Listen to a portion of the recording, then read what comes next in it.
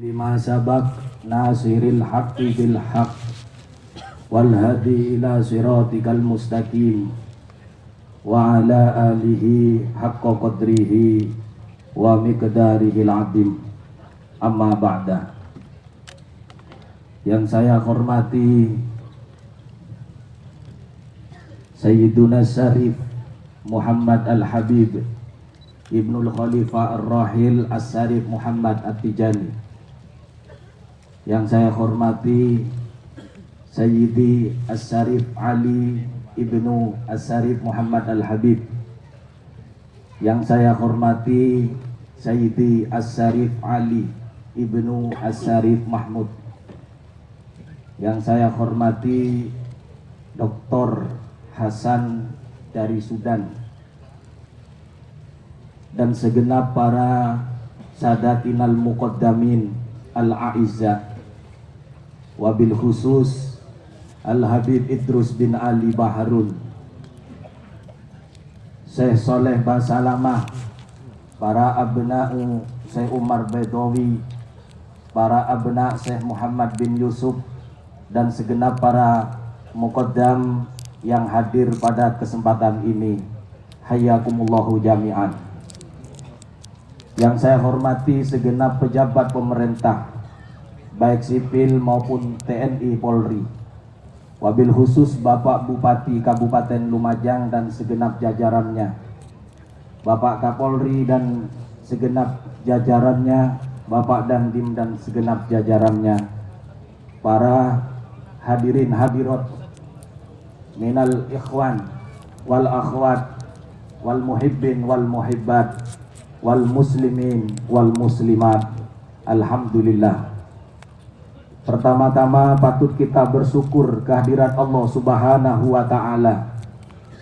Di pagi menjelang siang ini kita bersama-sama dipermudah oleh Allah Subhanahu wa ta'ala bisa berkumpul sebagaimana yang menjadi tradisi tahunan dalam rangka bersyukur kepada Allah Subhanahu wa ta'ala, dalam rangka menambah mahabbah kita kepada guru kita, di mana pada bulan ini Allah berkenan memberikan pangkat dan martabat yang begitu tinggi kepada guru kita. Mudah-mudahan kehadiran kita pulang nanti sama-sama mendapatkan aliran fuyudot dan madad dari guru kita Syekh Ahmad bin Muhammad At-Tijani radhiyallahu an. Amin Allahumma amin. Tentu kerinduan ini lama kita pendam, kurang lebih 2 tahun kita dipaksa untuk tidak melakukan aktivitas tahunan kita disebabkan wabah corona korban orang semena-mena.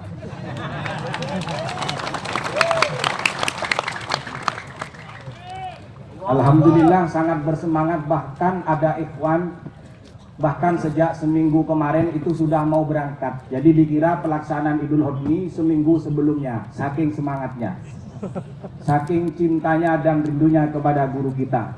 Dan untuk menambah kecintaan kita, insya Allah kita tidak akan bosan-bosan untuk mendengar sekelumit tentang biografi guru kita Syekh Ahmad bin Muhammad At-Tijani radhiyallahu anhu.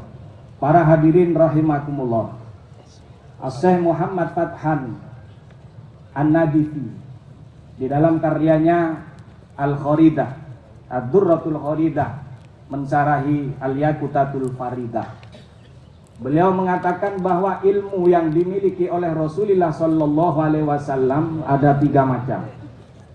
Yang pertama adalah ilmu yang wajib disampaikan kepada semua umatnya, di mana Rasulullah salah satu sifatnya adalah tabligh, menyampaikan.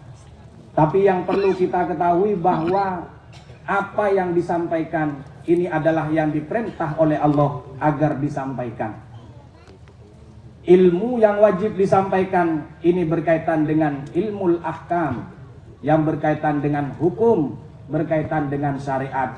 Maka Rasulullah tidak boleh menyembunyikan sekecil apapun yang berkaitan dengan hukum-hukum agama. Ilmu yang kedua, kata beliau, ilmu yang dimiliki oleh Rasulullah Sallallahu Alaihi Wasallam. Ilmu ini Rasulullah diberi wewenang oleh Allah. Beliau diberi hak disampaikan silahkan, tidak disampaikan juga silahkan. Ilmu apa ini? Yaitu ilmu asror, ilmu yang berkaitan dengan kerahasiaan Allah Subhanahu wa ta'ala. Apapun yang namanya sirri, yang artinya rahasia, pasti orang yang bersangkutan itu punya wewenang dipublikasikan, disampaikan kepada orang lain atau tidak.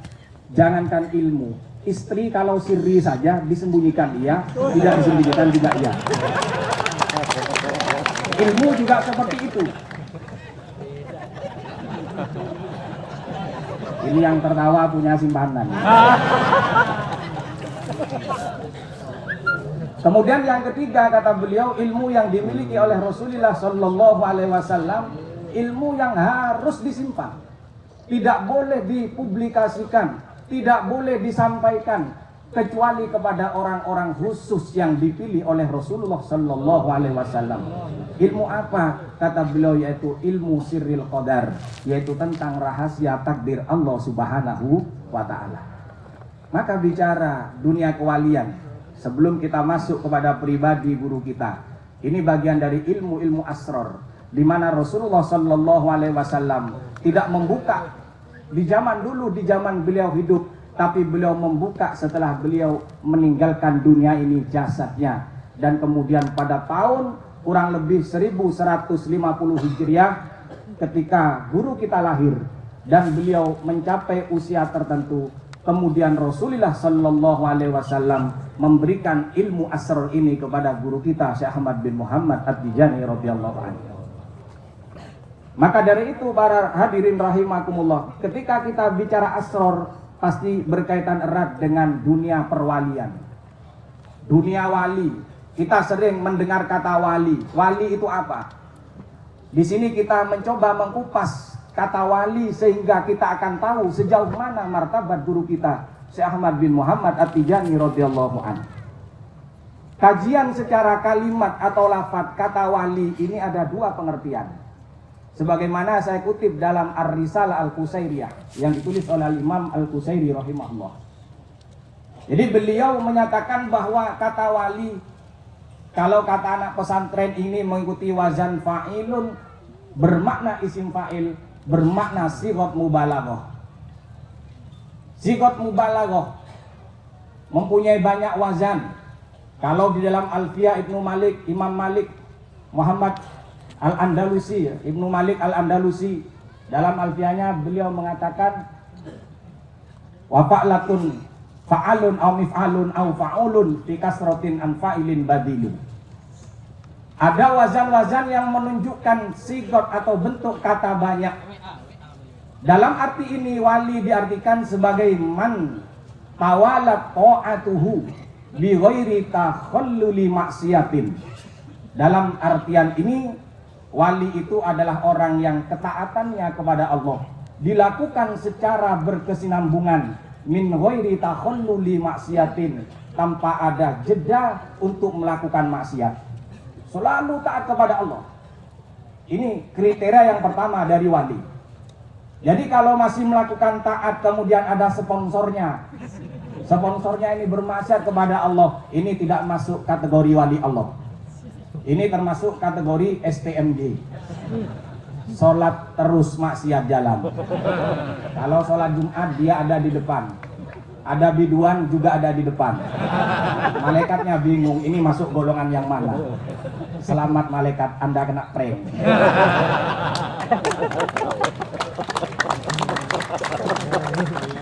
Kemudian pengertian yang kedua, kata wali ikut wazan fa'ilun bimakna maf'ulun, mengikuti maknanya isim maf'ul. Dalam tahapan ini maka arti dari kata wali adalah huwallazi tawallallahu hifdahu wa hirasatahu lil idamati wat tawali, yaitu seseorang yang urusannya dilindungi oleh Allah. Dia mendapatkan perlindungan dari Allah, akan dilindungi agar dirinya jauh dari perbuatan-perbuatan maksiat, jauh dari perbuatan-perbuatan yang melanggar ajaran Allah Subhanahu wa ta'ala, dilindungi dengan diberi kekuatan melakukan ibadah kepada Allah Subhanahu wa ta'ala. maka dalam tahap penjagaan ini para wali akan dijaga oleh Allah. Sebagaimana para anbiya wal mursalin dijaga oleh Allah. Kemudian pertanyaannya, bagaimana bentuk penjagaan Allah kepada para walinya? Kalau Nabi, sebagaimana Nabi kita, Nabi Muhammad sallallahu alaihi wasallam, dijaga oleh Allah. Di dalam Al-Quran dikatakan, wa ma yantiqu anil hawa in huwa illa wahyu yuha. Dijaga oleh Allah melalui wahyu yang diturunkan. Ada bimbingan dari Allah, baik itu secara langsung ataupun melalui malaikat Jibril alaihissalam. Sehingga setiap aktivitasnya yang dilakukan oleh Nabi kita menunggu rekomendasi dari Allah Subhanahu wa Ta'ala. Ini Nabi. Kalau para wali, maka para wali setiap aktivitasnya untuk melakukan apapun menunggu perintah dari Rasulullah Sallallahu Alaihi Wasallam. Apapun yang dilakukan aktivitasnya menunggu rekomendasi dari baginda Nabi besar Muhammad Sallallahu Alaihi Wasallam. Syekh Abdul Qadir Jailani, beliau pernah mengatakan, ini ada dalam kitab Buyatul Mustafid, kitabnya Thariqah Tijani. Ada juga dalam kitab Jami'u Karomatil Aulia, ini kitab tasawuf umum, biografi para ulama-ulama. Beliau menyatakan, saya tidak menikah sampai saya mendapat perintah dari Rasulullah untuk menikah. Itu wali zaman dulu, mau menikah menunggu perintah dari Rasulullah. Wali zaman dulu. Kalau wali zaman akhir belum diperintah, istrinya sudah 4. Itu yang wali. Kalau seperti kita bukan wali menunggu perintah dari Rasulullah, sampai mati punya predikat wali jomblo. Guru kita juga seperti itu, Syekh Ahmad bin Muhammad At-Tijani radhiyallahu an. Setiap aktivitasnya ini menunggu izin dan rekomendasi dari baginda Nabi besar Muhammad sallallahu alaihi wasallam. Bahkan beliau untuk mencabut izin seorang ikhwan saja, padahal beliau seorang guru besar, untuk mencabut izin thariqah dari seorang ikhwan yang menjadi muridnya, menunggu ada perintah dari Rasulullah sallallahu alaihi wasallam. Ketika ada 2 orang berziarah ke makam Syekh Abdullah bin Masis, guru dari Imam Al-Hasan As-Sabili, Rasulullah memerintahkan kepada guru kita agar izin thariqah 2 orang ini dicabut langsung atas perintah dari Rasulullah sallallahu alaihi wasallam. Dari kejadian ini maka kita bisa mengambil kesimpulan bahwa di dalam bersuluk menuju jalan kepada Allah Subhanahu wa Ta'ala, guru kita memang harus tunggal. Kita tidak boleh membuka hati kita bercabang-cabang. Guru kita hanya tunggal. Kalau guru kita di dalam Thariqah Tijaniyah hanya tunggal, yaitu Syekh Ahmad bin Muhammad At-Tijani radhiyallahu an. Para muqaddam ini hanya pelayan, sehingga para muqaddam bukan pemilik Thariqah ini. Para muqaddam hanya para pelayan dan pemiliknya adalah guru kita melalui restu dari Rasulullah sallallahu alaihi wasallam. Dan ini bukan hanya berlaku di dalam Thariqah Tijaniyah guru tunggal. Bahkan ulama sekaliber Ibnul Arabi Al-Hakimi, beliau sudah jelas menyatakan guru harus tunggal. Bahkan dari kalangan fuqaha yang terkenal, Al-Imam Ibnu Hajar dari madhab Syafi'i, beliau juga menyatakan guru fisuluk harus tunggal.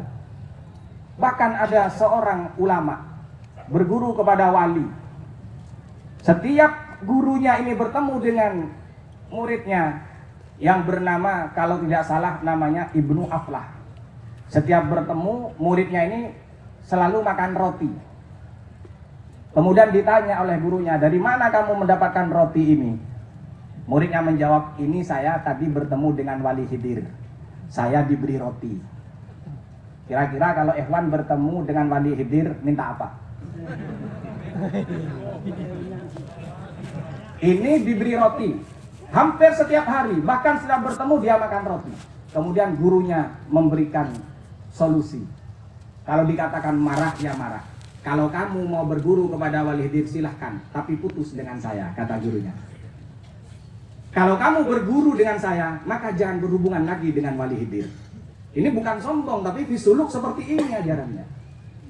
Kemudian muridnya lebih memilih gurunya. Kalau begitu saya memilih engkau wahai guru. Suatu ketika dia bertemu lagi dengan Wali Khidir, diberi roti sama Wali Khidir, menolak. Maaf, saya tidak mau. Kenapa tidak mau? Biasanya kamu mau. Maaf, Wali Khidir, saya sudah punya guru. Jawabannya seperti ini, saya sudah punya guru. Bukannya saya tidak mau, tapi saya sudah punya guru. Kemudian di luar dugaan, Wali Khidir bukan marah. Kalau wali itu kehilangan murid tidak marah. Yang marah itu wali yang nanggung itu. Santrinya pindah ke sini bertengkar sama kiainya. Banyak seperti ini kan? Nah, itu wali nanggung itu. Di luar dugaan Wali Khidir bukannya marah, tapi beliau mendukung. Al-an anta tuflih, kata beliau. Sekarang kamu sukses, kata beliau. Kalau kemarin-kemarin kamu masih tergoda dengan aku, kata beliau. Muhammad. Ada juga guru kita. Kita memiliki kitab induk di dalam Thariqah Tijaniyah, namanya kitab Jawahirul Ma'ani, yang ditulis oleh santri beliau, mengumpulkan kalam-kalam dari Sayyidi Syekh At-Tijani radhiyallahu an, yang ditulis oleh Syekh Ali Harazim Barrodah radhiyallahu an. Awal mula kitab ini ditulis dan dikumpulkan, guru kita memerintahkan agar disobek. Sudah, tidak usah ditulis, tidak usah dikumpulkan, sobek saja. Namanya murid susah payah menulis, tapi yang merintah adalah guru. Dia sami'na wa atokna. Kita kepada guru harus seperti itu, sami'na wa atokna. Jangan sampai menjadi murid mengatakan sami'na wa asoina. Ini bahaya. Tapi sami'na wa atokna. Hingga kemudian setelah berselang lama, Syekh Ahmad berubah pikiran lagi, kumpulkan lagi yang kemarin sudah disobek, catatan-catatan itu. Karena aku diperintah oleh Rasulullah Sallallahu Alaihi Wasallam. Bahkan untuk mengumpulkan kitab saja, menunggu rekomendasi dari baginda besar Nabi Muhammad Sallallahu Alaihi Wasallam. Ini para akabirul arifin, apapun aktivitasnya menunggu izin langsung dari Rasulullah Sallallahu Alaihi Wasallam. Ini kriteria wali. Bahkan guru kita sudah masuk tahapan ini. Beliau aktivitasnya selalu menunggu restu dari Rasulullah. Kesehariannya beliau ahli zikir. Kalau kita membaca kitab Jawahirul Ma'ani, coba kita baca bagaimana aurat-aurat wiritan-wiritan yang biasa dibaca setiap harinya. Kemarin saja itu hanya sebagian kecil, berapa persen, dari asar sampai maghrib baru selesai. Kalau kita baca semua setiap hari wirid dari guru kita tidak bisa cari uang, Pak. Kita tidak bisa kerja, bahkan kumpul dengan istri saja tidak ada waktunya. Bisa-bisa istrinya cemburu, silahkan makan tasbihnya. Cemburu dengan bacaan zikir. Nah ini para hadirin rahimakumullah. Ini tentang guru kita. Dari sini kita sudah paham bahwa guru kita benar-benar seorang wali Allah Subhanahu wa Ta'ala. Orang yang bermartabat ini ada tanda-tandanya. Kejadian besar itu pasti diawali dengan tanda. Kiamat ini kejadian besar, pasti ada tandanya. Entah itu tanda yang kecil ataupun tanda yang besar. Begitu juga para wali, orang-orang yang dipilih oleh Allah. Ini selalu ada tanda-tanda yang menjadi isyarah bahwa orang yang bersangkutan kedepannya nanti akan menjadi orang terhormat, menjadi kekasih Allah Subhanahu wa Ta'ala. Guru kita juga seperti itu. Syekh Ahmad punya murid namanya Syekh Muhammad Ad-Damrawi. Syekh Ahmad Ad-Damrawi ini tiap hari dalam Kashful Hijab dikatakan tiap hari beliau bertemu dengan Rasulullah Shallallahu Alaihi Wasallam 24 kali sehari semalam. Sehari semalam bertemu dengan Rasulullah 24 kali. Kalau kita 24 jam bertemu dengan HP. Mau tidur HP, bangun tidur HP, bahkan ke WC pasti pegang HP. Ini harian kita seperti ini, 24 jam. Beliau pernah ketika bainal isya ini, bainal maghrib wal isya, di antara waktu maghrib dan isya, beliau ada di satu tempat, ruangan khusus, di sebelah ruangan guru kita yang biasa berzikir, didatangi, ini bainal isya ini waktu yang mustajab. Jadi waktu antara maghrib dan isya ini waktu yang mustajab, kita minta kepada Allah. Didatangi, entah siapa tidak dijelaskan, beliau ini ditawari segelas air. Gelas yang begitu terang bercahaya dan airnya pun begitu bercahaya. Ketika ditawari segelas air, beliau di dalam hatinya bergumam, saya tidak pantas menerima air ini. yang pantas adalah guru saya Syekh Ahmad bin Muhammad At-Tijani radhiyallahu anhu. Ini adab dari seorang santri seperti ini. Yang pantas menerima ini guru saya, bukan saya. Mestinya guru saya. Akhirnya beliau memanggil Syekh Ahmad di ruang sebelah. Ketika dipanggil, ternyata Syekh Ahmad tidak menjawab. Ketika Syekh Damrawi kembali ke tempatnya, air tadi sudah hilang. Tidak lama Syekh Ahmad keluar dari ruangan yang biasa beliau melakukan zikir dan bertanya, ada apa kamu tadi memanggil aku? Kemudian Syekh Damrawi menyatakan, tadi saya didatangi seperti ini, diceritakan. Dan tentunya air ini yang pantas untuk engkau, wahai Syekh. Bukan saya yang pantas menerima, tapi engkau. Cuman ketika saya balik, airnya sudah hilang.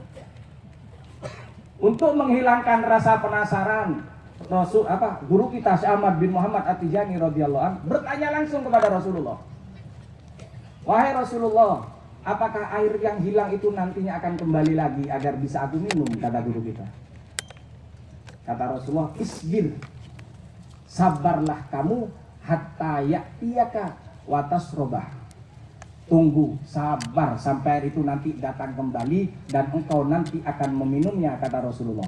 Kenapa kok air? Karena air ini dalam Al-Quran dikatakan waja'alna minal ma'i kulla syai'in hayy. Dari air ini kemudian menjadi sumber kehidupan.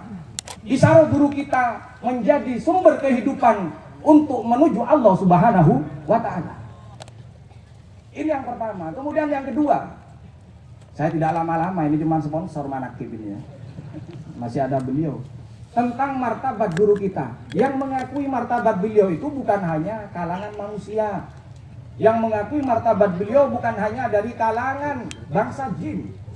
Tapi yang juga mengakui martabat beliau adalah para malaikat. Syekh Damrawi tadi ini murid khusus, luar biasa.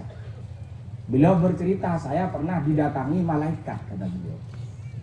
Dan malaikat ini min a'dhamil malaikat. Malaikat ini termasuk malaikat yang paling agung, kata beliau, cuman tidak disebutkan malaikatnya. Kalau sampean semua ingin bertemu dengan malaikat, saya doakan mudah-mudahan segera bertemu. Kok ketawa? Kok ada yang amin? Wali atau tidak pasti bertemu dengan malaikat. Iya. Malaikat maut. Malaikat Israel. Ini malaikat yang paling agung, kata beliau. Bahkan malaikat ini berkata, wahai Syekh Damrawi, saya ini malaikat yang diberi martabat agung oleh Allah. Ketika ada malaikat mendengar nama saya, bergetar badannya, gemetar ketakutan karena haibahnya yang begitu luar biasa. Cuman mendengar namanya disebut, malaikat yang lain bergetar, gemetar. Itu kata malaikat ini, pengakuannya seperti itu, menyatakan kepada santri guru kita. Kalau ada malaikat mendengar nama saya, dia akan bergetar, gemetar badannya, ketakutan. Karena haibahnya, hubungannya yang begitu dekat kepada Allah Subhanahu wa ta'ala. Kemudian beliau menyatakan, walaupun saya martabatnya seperti itu, guru kamu Ahmad At-Tijani radhiyallahu an, fadluhu indallahi a'dhamu minni. Kata malaikat ini, guru kamu itu loh, Syekh Ahmad Tijani, martabatnya di sisi Allah kalah saya, lebih tinggi beliau dari saya. Padahal ini kalau malaikat mendengar namanya saja gemetar, beliau masih mengakui bahwa dirinya kalah pangkat dengan guru kita Syekh Ahmad bin Muhammad At-Tijani radhiyallahu anhu. Dan yang mengakui ini malaikat, bukan manusia. Kalau manusia bisa pakai trik, bisa tawar menang, bagi hasil. Nah, ini. Muhammad. Ini gambaran martabat guru kita. Sehingga isyarah yang terakhir, ini terakhir sudah. Beliau lahir pada tahun 1150 Hijriah. Angka 1150 Hijriah ini bukan angka biasa. Tapi maaf, nanti pulang jangan dibuat membeli togel. Wah, ini ada bisik-bisik nggak enak ini. Saya disuruh memperpanjang ini. Padahal sudah panjang punya saya.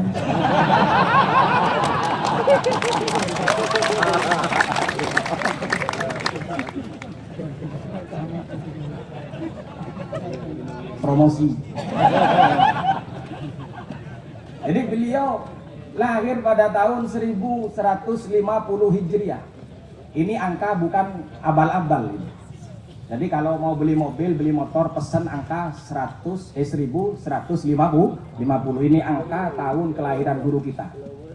Ternyata ketika diteliti oleh salah satu dari santri guru kita Syekh Ahmad bin Muhammad At-Tijani radhiyallahu an, kemudian disimpulkan, lo ternyata angka 1150 Hijriah ini merupakan angka yang mengandung rahasia. Apa? Ketika ditahwil, ketika angka ini dikonversi menjadi huruf-huruf hijaiyah. Kalau yang ahli perdukunan pasti tahu yang namanya abajadun hawazun ila akhirih.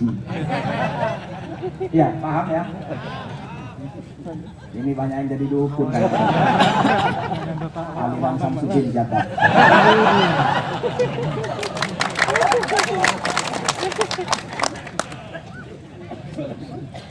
Jadi ternyata angka 1150 ketika dikonversi menjadi huruf-huruf hijaiyah, ditemukan kata Maulidul Khatmi, kelahiran wali khotam. Muhammad sallallahu alaihi Muhammad. Jadi angka 1150 ditemukan menjadi angka apa? Menjadi kalimat Maulidul Khatmi, kelahiran wali khotam. Ini menandai bahwa guru kita benar-benar wali khotam. Wali khotam yaitu wali yang paling tinggi dalam martabat al-qutbaniyah, wali kutub. Dan tidak semua orang mendapatkan pangkat kutub. Bahkan ini yang tertinggi di antara wali kutub yang ada, itu mana khotam. Jadi jangan dipahami khotam yang artinya pamungkas, tidak ada wali lain lagi setelah sama. Tidak, wali ini masih terus ada ila yaumil qiyamah. Bahkan Nabi Isa alaihi salam kelak turun kedua kalinya, beliau itu sebagai wali dari umat Nabi Muhammad sallallahu alaihi wasallam. Sebagai wali, bukan nabi posisinya. Kenapa? Karena kalau nabi, nanti nabi terakhir bukan Nabi Muhammad, tapi Nabi Isa. Makanya para ulama menyatakan Nabi Isa kelak dibangkitkan dua kali. Yang pertama sebagai seorang nabi, yang kedua sebagai umat Nabi Muhammad sallallahu alaihi wasallam. Makanya beliau ketika turun kedua kalinya mengikuti syariat Nabi Muhammad. Padahal Nabi itu punya syariat sendiri, tidak ikut siapa. Tapi ini ikut syariatnya Nabi Muhammad sallallahu alaihi wasallam. Jadi yang dimaksud wali khotam itu secara hierarki, kalau kita semacam organisasi atau kepemimpinan, ini adalah pucuk tertinggi. Pucuk tertinggi itu wali khotam. Jadi jangan salah paham dengan wali khotam.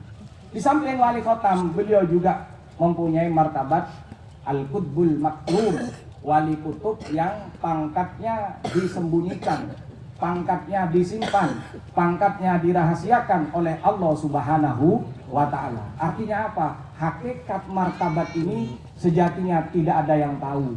Sejauh mana ketinggian pangkatnya, yang tahu hanya Allah Subhanahu wa ta'ala dan Rasulnya, baginda Nabi besar Muhammad sallallahu alaihi wasallam. Nabi Muhammad yang tahu, dan kanjeng Nabi sendiri kemudian yang menginformasikan kepada guru kita. Kalau yang menginformasikan Rasulullah, beritanya jelas bukan berita hoak, tidak seperti media sosial. Ini yang memberi berita, yang memberi kabar adalah baginda Nabi besar Muhammad sallallahu alaihi wasallam. Ini gambaran bagaimana pangkat dan martabat guru kita.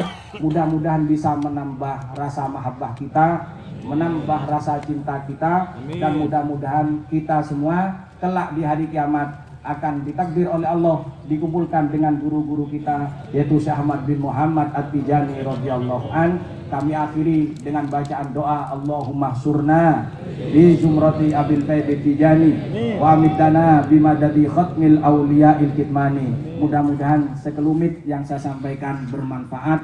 Amin Allahumma amin. Ihdinas siratal mustaqim. Astaghfirullah.